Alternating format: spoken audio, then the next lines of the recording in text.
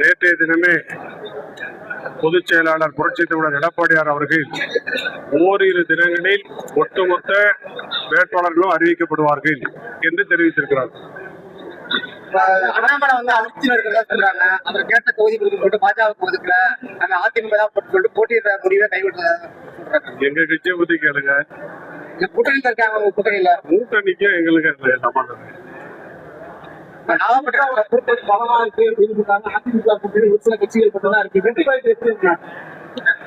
அதாவது கிராமத்துல ஒரு பழமொழி சொல்லுவாங்க, அறுக்க தெரியாதவன்ட்டு 64 கற்கருவான்னு சொல்லுவாங்க. நான் அதை கொஞ்சம் நாகரிகமா சொல்லியிருக்கிறேன். அந்த மாதிரி வாக்கே இல்லாத கட்சிகளை அவர் இன்னைக்கு கூட்டணி என்று சேர்த்து வைத்திருக்கிறார். எங்கள் கூட்டணி அப்படிப்பட்டது அல்ல. எங்கள் கூட்டணி மகத்தான வாக்குகளை பெற்றிருக்கிற கட்சிகளை இணைத்திருக்கிற ஒரு சிறப்பான வரவேற்புக்குரிய, மக்களுடைய வரவேற்புக்குரிய கட்சிகள் இணைந்திருக்கிற கூட்டணி.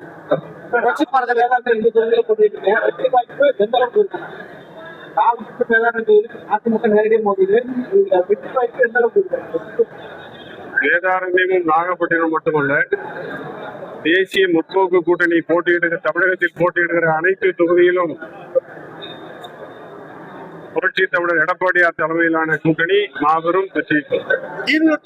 எடப்பாடி பழனிசாமி பிரச்சாரத்தின் போது அதிமுக சொன்னாங்க, பாமக ஒதுக்கிருக்காங்க. பாமக அது ஒட்டுநர் பாதிக்கிற மாதிரி இருக்கு. அதாவது அனைத்து இந்திய அண்ணா திராவிட முன்னேற்ற கழகத்தை பொறுத்தவரை, புரட்சி தமிழர் எடப்பாடியாரை பொறுத்தவரை, கழக தொண்டர்களை பொறுத்தவரை, கீழ்வேலூரில் அனைத்து இந்திய அண்ணா திராவிட முன்னேற்ற கழகம் போட்டியிட்டால் அவசியம், அது தேவை என்று எல்லோரும் கருதினோம், நான் உட்பட. ஆனால் கூட்டணியில் அவர்களுக்கும் சீட்டை வழங்க வேண்டும், அதை வற்புறுத்தி கேட்கிற போது கொடுக்க வேண்டும். அதனால அவங்களும் கொடுக்கணும்ல சீட்டு. புதிய தமிழகம் புரியல.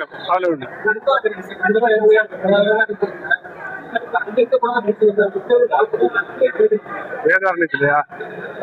வேதாரண்யத்தில் தீர்க்கப்படாத பிரச்சனைகள் என்பது மிக மிக மிக குறைவு.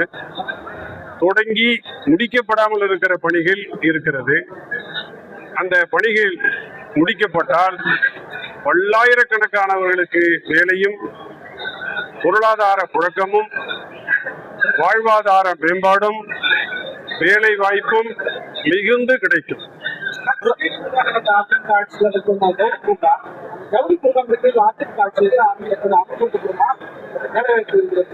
வேதா ஆயத்தாடை பூங்காவை பொறுத்தவரை மாநில அரசு இடத்தை, அரசு நிலத்தை, 141 ஏக்கர் நிலத்தை ஜவுளித்துறைக்கு, கைத்தறித்துறைக்கு பெயர் மாற்றம் செய்து கொடுத்து விட்டது. திட்ட மதிப்பீடு தயார் செய்யப்பட்டு விட்டது. முதல் கட்ட பணிகளுக்காக 100 கோடி திட்ட மதிப்பீடு செய்யப்பட்டு அதில் மத்திய அரசிடம் அனுமதி கேட்கப்பட்டது. அந்த நேரத்தில் ஆட்சி மாற்றம் வந்துவிட்ட காரணத்தால் இந்த ஆட்சியாளர்கள், திமுக ஆட்சியாளர்கள் அதை வற்புறுத்தி வலியுறுத்தி பெற அவர்கள் முன்வரவில்லை. அதனால் இந்த பணி கிடப்பிலே கிடக்கிறது. இருப்பினும் கூட வேதாரண்யத்தில் இந்த ஆயத்தாடை பூங்கா கொண்டு வர வேண்டும் என்கிற அந்த கொள்கை வெற்றி பெற்றிருக்கிறது. எப்படி என்றால், 4 கம்பெனிகள், ஒவ்வொரு கம்பெனியும் 100 பேர், 125 பேர் என இப்போதைக்கு 425 பேர்கள் பெண்கள் பணி செய்து கொண்டிருக்கிறார்கள். ஒவ்வொருவரும் 10,000 ரூபாய்க்கு குறையாமல் சம்பளம் பெற்றுக் கொண்டிருக்கிறார்கள், ஊதியம் பெறுகிறார்கள். நாம் திட்டமிட்டபடி வேத ஆயத்தாடை பூங்கா அங்கே அமையுங்கிற பொழுது 24,000 பெண்களுக்கு வேலை வாய்ப்பு கிடைக்கும். ஏன் வேதாரண்யத்தை நாங்கள் முக்கியமாக கருதுகிறோம் என்று கேட்டால், டெல்டா மாவட்டத்தில் ஒன்றாக இருப்பதுதான் வேதாரண்யம் என்று சொன்னாலும் காவிரி பாயாத பகுதி வேதாரண்யம். முற்றிலும் மானாவாரி, மானம் பார்த்த பூமியாக இருக்கிற இடம் வேதாரண்யம். அதனால் அங்கு இருக்கிற சகோதரிகளுக்கு, மகளிருக்கு வேலை வாய்ப்பை நாம் உருவாக்கி கொடுத்திட வேண்டும். நிரந்தர வேலை வாய்ப்பை உருவாக்கி கொடுக்க வேண்டும். அந்த நோக்கத்தோடு தொடங்கப்பட்டதுதான் வேத ஆயத்த அடை பூங்கா. எடப்பாடியாரின் அரசு அமைந்தவுடன் வேத ஆயத்த அடை பூங்கா உடனடியாக தொடங்கப்படும். ஒரு எப்படி இன்றைக்கு திருப்பூர் பேசப்படுகிறதோ அதை போல வேதாரண்யத்தில் மினி திருப்பூர் வேதாரண்யம் என்று அழைக்கப்படுகிற நிலை வரலாறு உருவாகும். நாகப்பட்டினம் மாவட்டத்துல 1550 கோடி ரூபாய்க்கு ஜல்ஜீவன் சக்தி உருவாக்குறாங்க. ஆனா குடிநீர் இணைப்பு பல ஊராட்சி கொடுக்கலாம். ஆனா வீட்டுல பஞ்சாயத்து போர்டு கடைசிக்கு வரி கட்ட சொல்லி இப்ப மெசேஜ் அனுப்பிச்சிருக்காங்க. குடிநீர் வடிகால் வாரியத்தினுடைய அதிகாரிகள் என்னோடு தொடர்பு கொண்டு ஒரு 15 தினங்களுக்கு முன்னால் நாளை தினம் முதலமைச்சர் ஜல்ஜீவன் திட்டத்தை தொடங்கி வைக்கிறார், நீங்களும் வர வேண்டும் என்று அழைப்பு விடுத்தார்கள். எனக்கு நகைப்பாக இருந்தது. அவரிடத்துல கேட்டேன், பணிகளே முற்று பெறவில்லை. ஆங்காங்கே கருப்பு பைப்பெல்லாம் மரத்திலே கட்டி வைக்கப்பட்டிருக்கிறது, சுருக்குமாட்டி தொங்க விட்டிருப்பதை போல கட்டி வைக்கப்பட்டிருக்கிறது. நீங்கள் தண்ணீரை விட்டு பரிசோதனை செய்து பார்க்கவில்லை, டெஸ்ட் எல்லாம் பார்க்கல. இப்படி இருக்கிற போது ஒப்பந்தக்காரர்களுக்கு ஓராண்டு காலத்திற்கு மேலாக வேலை முடித்தவர்களுக்கு நீங்கள் இதுவரை ஒப்பந்த அந்த பணம் வழங்கப்படவில்லை என்று ஒப்பந்தக்காரர்கள் சொல்கிறார்கள். இவ்வளவும் நிலுவையில் இருக்கிற பொழுது எப்படி திறப்பீர்கள் என்று நான் கேட்டேன். இது அவர் காதுக்கு போயிருக்குமோ என்னவோ எனக்கு தெரியவில்லை. ஆனால் மறுநாள் அந்த திட்டம் தொடங்கப்படவில்லை. இன்றைக்கும் பணிகள் நடந்து கொண்டிருக்கிறது. இன்றைக்கு கூட நான் பார்த்தேன், தலைஞாயிறியில கடை தெருவில் ஒரு பெரிய குழியை வெட்டி ஆட்கள் வேலை செய்து கொண்டிருக்கிறார்கள், பைப்பை மாற்றி கொண்டிருக்கிறார்கள், பைப்பை போட்டுக் கொண்டிருக்கிறார்கள். இந்த பணிகள் நடந்து கொண்டிருக்கிறது. எனவே இந்த கிராமப்புறங்களுக்கு தண்ணீர் கொடுக்கிற ஜல்ஜீவன் திட்டமானாலும் சரி, நகரப்புறங்களுக்கு தண்ணீர் கொடுக்கிற அம்ருத் திட்டமாக இருந்தாலும் சரி, முழுமையாக முற்று பெறவில்லை. அதாவது தம்பி, உங்களுக்கு நல்லா தெரியும், நாகப்பட்டினத்துல நமக்கு பக்கத்துல பஸ் ஸ்டாண்டே கட்டப்படல, பூமியோட இருக்கு பஸ் ஸ்டாண்டு. ஆனா கடைக்கு ஏலம் விட்டாங்களே, அதுதான் திமுக சர்க்கார். வேதாந்தத்துல நறுமணத்துக்கு மல்லிகைப்பூ நறுமண தொழிற்சாலை நீண்ட கால கோரிக்கையா இருக்கு. அது என்ன நிறைவேற்றப்படாம இருக்கு. அதாவது காமேஸ்வரத்துல மாம்பழ கூழ் தொழிற்சாலை கொண்டு வந்தோம். கூட்டுறவுத்துறை மூலமாக விவசாயிகளை இணைத்து கொண்டு வந்தோம். போதிய மாம்பழங்கள் கிடைக்கவில்லை. அதுக்கு பதிலாக நம்ம இதுல கிருஷ்ணகிரியில் இருந்து கொண்டு வந்து அதை தொடங்கினோம். அது பற்றாக்குறையின் காரணமாக லாபகரமாக இயங்காமல் போயிற்று. அதுபோல மல்லிகைப்பூ விளைவது என்பது உண்மை. ஆனால் ஃபேக்டரிக்கு பயன்படுத்தக்கூடிய மல்லிகைப்பூ இல்லை, போதாது. இது அரசு அதிகாரிகளுடைய முடிவு. புதிய தமிழகம் புதிய பாரதம் கட்சி உங்க கூட்டணி அதிருப்தியில இருக்கு. சீட்டு கூட்டணி விட்டு வெளியேறுவாங்களா, கூட்டணியிலே கொடுக்குறாங்க? கிருஷ்ணசாமி சிலர் ஒருமித்த கருத்தோடு வேகமாக வந்து சேருவார்கள், சிலர் பேச்சுவார்த்தையில இருப்பார்கள். இதெல்லாம் பொதுச் செயலாளருக்கு மட்டுமே தெரிந்த விஷயம், எங்களுக்கு தெரிய வாய்ப்பு இல்லை.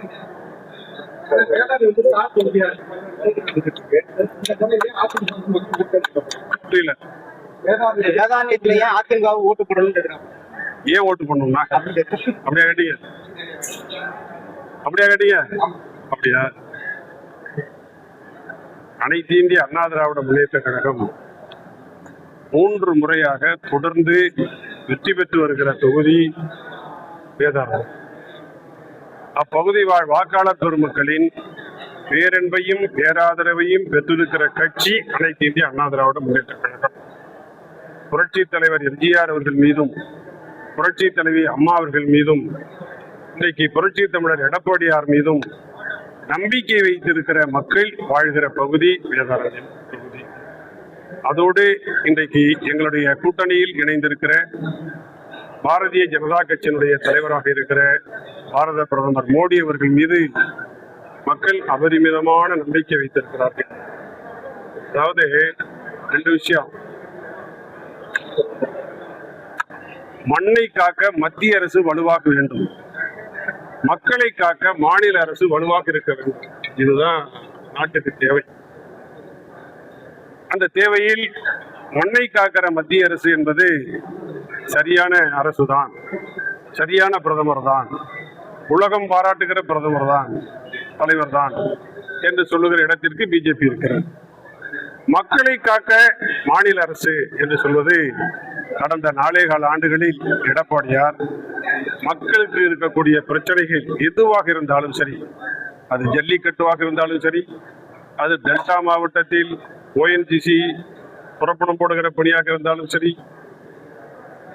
எரிவாயு எடுக்கிற பிரச்சனையாக இருந்தாலும் சரி, இங்கே டெல்டா மாவட்டத்தினுடைய வெள்ளமாக இருந்தாலும் சரி, புயலாக இருந்தாலும் சரி, எதுவாக இருந்தாலும் மக்களை காக்கிற அரசு எடப்பாடியாருடைய அரசு தான். அந்த அரசு மீண்டும் வேண்டும் என்பதிலே மக்கள் அழுத்தமான நம்பிக்கையுடையவர்களாக இருக்கிறார்கள். இதே வேதாரண்யம் மட்டுமல்ல, 234 தொகுதியுமே எடப்பாடியாரின் வசம்.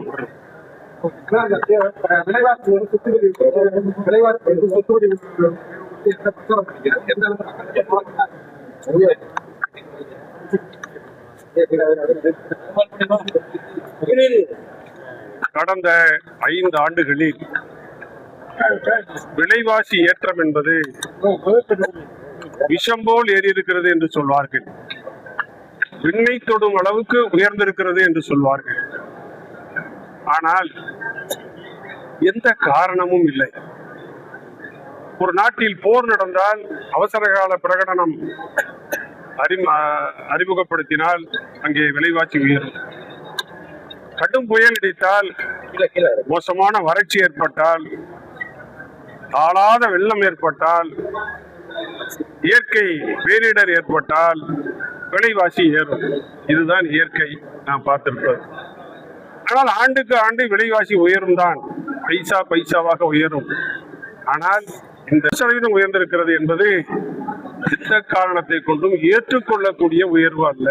தாங்க முடியாத விலை உயர்வு, சகித்துக் கொள்ள முடியாத விலை உயர்வு. இந்த விலை உயர்வையும் இந்த ஸ்டாலின் அரசு மின் கட்டணம், சொத்து வரி, குடிநீர் வரி, கழிவுநீர் வரி, எண்ணற்ற வரிகளை போட்டு மக்களை துயரத்திற்கு ஆளாக்கிவிட்டது. அதனால்தான் எடப்பாடியார் இந்த ஏற்றத்தை, இந்த கஷ்டத்தை, இந்த சங்கடத்தை குறைக்க கருணை தொகையாக ஒவ்வொரு குடும்பத்திற்கும் ரூபாய் 10,000 வழங்கப்படும் என்று அறிவித்ததனுடைய நோக்கமே இதுதான். அது திமுக ஆட்சியை போல 5 ஆண்டுகளுக்கு பின்னாலே நிறைவேறாது, உடனடியாக நிறைவேற்றுவார் எடப்பாடி. பெட்ரோல் விலை ஏறிட்டு இப்ப இன்னைக்கு நாயகரான் நிறுவனம் அது உங்களோட கூட்டணியை பாதிக்குமா? பெட்ரோல் விலை ஏறிடுச்சு. உலகத்தில் வாழ்ந்து கொண்டிருக்கிற அத்தனை ஜீவன் மனிதர்களாக இருக்கிற அவ்வளவு பேருக்கு நல்லா தெரியும். ஈரானில் போர் நடக்கிறது, அமெரிக்காவும் அதில் தலையிட்டு இருக்கிறது, இஸ்ரேல் எதிர்த்து நிற்கிறது, அரபு நாடுகளில் இன்றைக்கு குண்டு வெடித்துக் கொண்டிருக்கிறது. இது போன்ற நிலை இருக்கிற பொழுது மோடி அவர்கள் சாதுரியமாக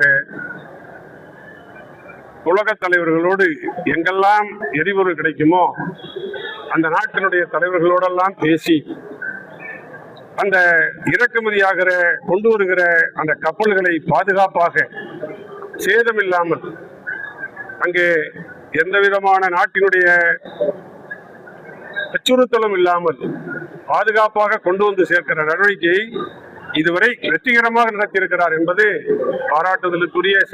அதிமுக தலைமையில கூட்டணி இருக்குது, ஆனா கூட்டணி கட்சிகளுக்கு காங்கிரஸ்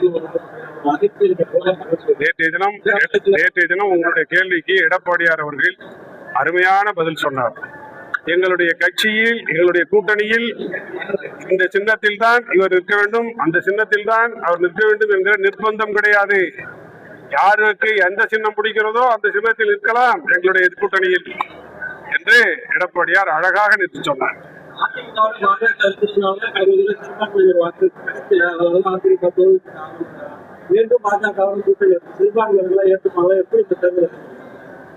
ஐயா நிக்கிறாங்க, சிறுபான்மை சமூகத்தை சார்ந்தவர் தான், இந்த சிறுபான்மை சமுதாயத்தை சார்ந்தவர் தான். நிறைய பேர் இருக்கிறாங்க. அதனால வாக்குகள் கிடைக்கும். ஏன்னா ஒரு விஷயத்த சொல்லிடுறேன், அதாவது சிறுபான்மை மக்களை, குறிப்பாக இஸ்லாமிய சமுதாய மக்களை போராட்ட களத்திற்கு கொண்டு வந்தார்கள். அதிலும் குறிப்பாக பெண்களை கூட அவர்கள் விட்டு வைக்கவில்லை. அவர்களையும் போராட்ட களத்தில் கொளுத்துகிற வெயிலில் அவர்களை எல்லாம் கொண்டு வந்து கஷ்டப்படுத்தினார்கள். எதை சொல்லி? சிஏஏ என்று சொல்லி அவர்களை கஷ்டப்படுத்தினார்கள்.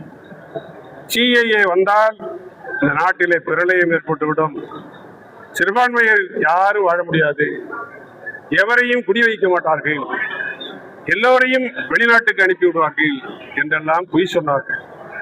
நாங்கள் இல்லை, அது தவறு, நாங்கள் பாதுகாப்பாக இருப்போம். சிறுபான்மை மக்களுக்கு பாதுகாப்பாக இருக்கிற கட்சி அனைத்து இந்திய அண்ணா திராவிட முன்னேற்ற கழகம்.